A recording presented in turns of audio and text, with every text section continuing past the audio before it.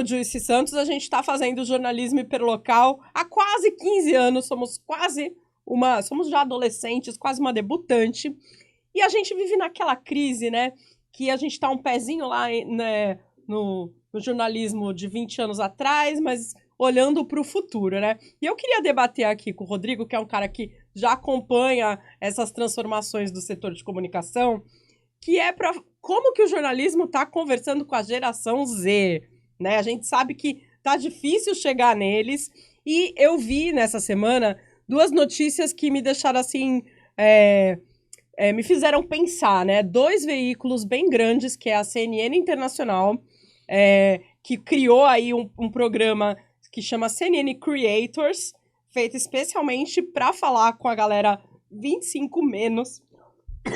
Nossa, hoje o podcast tá usando linguagem, formato e carinhas dos Gen Z, né? Apresentando e tudo mais. E a Folha de São Paulo voltou com o Folhetim, que era um projeto de, sei lá, 30 anos atrás, para falar também com essa geração. Será que agora finalmente entenderam como falar com essa galera? É um desafio, né? Eu acho. Sei lá, eu tenho... Às vezes eu penso que o jornalismo morreu e às vezes eu acho que ele nunca teve tão vivo. Por que eu digo isso? Porque a gente nunca teve acesso a tanta visão e informação diferente como hoje. Mas o jornalismo que eu conheci, no qual eu trabalhei durante 20 anos, daquele modelo de negócio em que era uma plataforma, né, com poucas... Porque os meios de produção eram muito caros, você tinha que ter uma puta gráfica, você tinha que ter um baita estúdio de televisão, você tinha que ter o broadcast e tudo mais. E eram todos também associados a grandes... Era muita grana. Grandes empresas, né? Grandes grupos de mídia. Precisava de muita grana pra você fazer jornalismo. Ou então você fazia uma coisa... Mas no Brasil não tinha muito, assim, né? Mesmo no Brasil, mesmo os jornais locais, eles estavam muito ligados a grupos econômicos fortes, né? Então, tipo, em qualquer cidade do Brasil, o jornal era do político local, era do empresário, enfim. E aí você tinha poucas vozes. Poucas visões. E eu sei o impacto que isso teve. Então, quando a gente fala agora que as notícias estão distorcidas, elas já eram. Sempre foram. Eu trabalhei na Folha, gente. Eu trabalhei na Veja. Entendeu? Eu sei as escolhas. Eu sei que podia ter o protesto que fosse na Paulista do Sindicato dos Professores, não ia sair. Porque não era pauta para a Folha, ela não queria colocar o Sindicato dos Professores. A gente sempre fala isso aqui, né? Protesto de sindicato não saía na Folha. Não Até sai. hoje, eu falo com os meus amigos jornalistas, eu fico reclamando, eu falo, olha, hoje está um protesto enorme, fiquei preso no trânsito lá quando eu fui para São Paulo outro dia, porque tinha uma massa de gente, não saiu uma vírgula, porque sindicato... A Folha não reconhecia como sendo um movimento social legítimo. Então já era distorcido? Claro que era. Claro que a gente fala grandes... isso sempre aqui quando falam assim, não, mas vocês deveriam ser imparciais, o jornalismo imparcial. Gente, não existe jornalismo imparcial porque sempre é feita uma escolha, Fala né? pra câmera, olhando pra ela. Fala olhando não existe jornalismo imparcial. Até a foto que você escolhe é parcial. A gente escolhe... A palavra que você escolhe, né? A gente aprende isso na faculdade. Que a objetividade... ela é impossível, porque a gente sempre vai fazer alguma escolha inconsciente até pra gente. Claro que tem gente que vai deturpar conscientemente uma informação para obter um resultado. Isso é outra coisa, né? A fake news consciente... Que é desinformação, que é desinformação e alguém que está manipulando conscientemente é outro naipe. Mas, assim, é num gradiente, né, num outro extremo. Mas acho que faz tudo parte de uma mesma engrenagem. Porque, assim, não tem objetividade mesmo. Então, por um lado, eu acho que o jornalismo, o modelo de negócio, morreu. Aquele morreu, né? Mas o jornalismo em si, ou seja, a obtenção de informação por meio de terceiros, por um veículo, eu acho que nunca teve tão vivo. Claro que com o custo de muito ruído...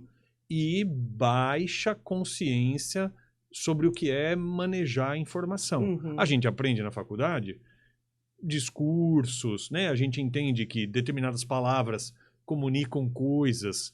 E tem muita gente produzindo jornalismo, sem se chamar de jornalista, enfim, influencers e blá, blá, blá, blá, que não tenha consciência do que estão...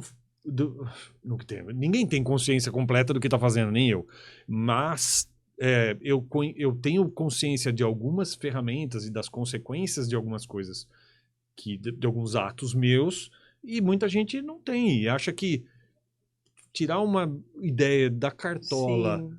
se eu consigo produzi-la na forma de um texto ou num vídeo, é jornalismo. E isso não é, né? Isso é importante diferenciar, gente, porque jornalismo profissional ele tem técnica, ele tem apuração, ele tem ética, né? Ele tem alguns pilares que a gente segue para que ele gere justamente isso que você falou, essa cadeia de informações, né? Acho que tem um gradiente de técnicas e de... Tem. Né? Tem um gradiente muito grande. Então, assim, tem jornalismo profissional muito, muito, muito bem feito, do sujeito que vai lá procurar exatamente o contrário da tese que ele está escrevendo, porque ele quer ouvir o outro lado. Poxa, que lindo, meu.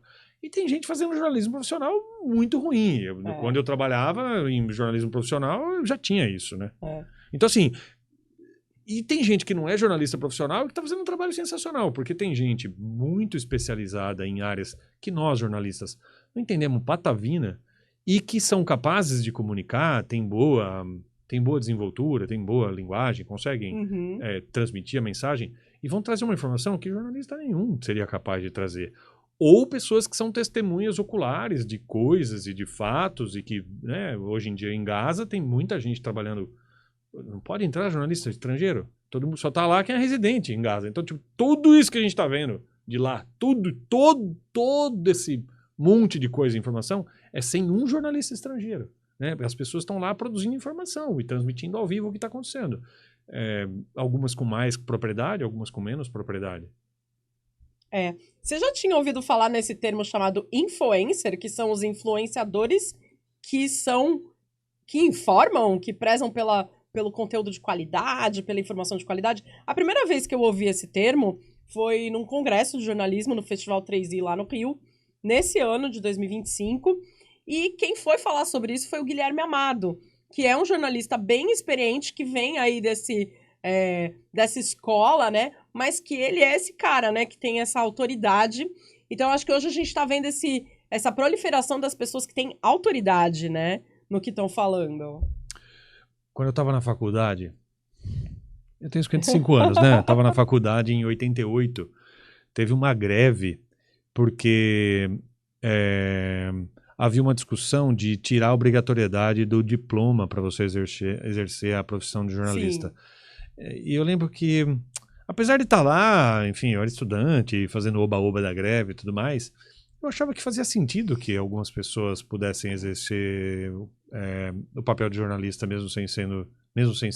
sem ter o diploma, porque tinha gente que tinha muita coisa para dizer e não é justo pegar essa pessoa e ter que passar por 4 anos de faculdade para poder dar publicidade ao conhecimento que essa pessoa tinha. Então, respondendo a sua pergunta do influencer, eu não conhecia esse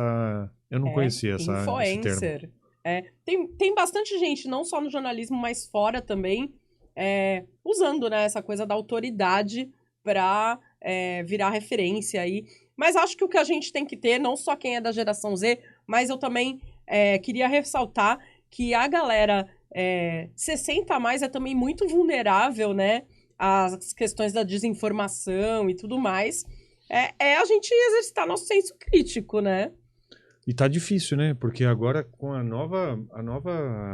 a última versão dos vídeos de inteligência artificial, cara, tem umas coisas que é muito difícil reconhecer, né? Tá muito difícil mesmo, cara. Muito difícil mesmo. Então, o que eu faço, né? Outro dia eu vi um vídeo, era um jogo de futebol, aí parou um helicóptero no campo, e aí um sujeito saiu da arquibancada, entrou no helicóptero, saiu voando. Eu falei, meu, isso aqui é IA. Eu falei, isso não é possível. E aí eu fui atrás, fui pesquisar. E o que você faz? Você entra no Google e pesquisa aquela informação. Jogo de futebol, helicóptero, sujeito saindo, coisa do gênero. E de fato aconteceu. Era uma história lá, não vou lembrar agora. Mas era muito cara de, sabe, esses vídeos. Fake, esses né? vídeos viagem. Então, checa, gente. Checa, não sai passando adiante. Outro dia um amigo meu me mandou um videozinho de o senhor tava sei lá, na sala de casa, entrou um alce na casa dele. Eu falei, cara, isso aí é inteligência artificial. Ele falou, nossa, não acredito. Chegou a minha vez. Né? Chegou a minha vez. Chegou. É aquele termo que existe que é mais estranho que a ficção, né? Estão fazendo coisas que é mais estranho do que se a gente tivesse sonhado, né?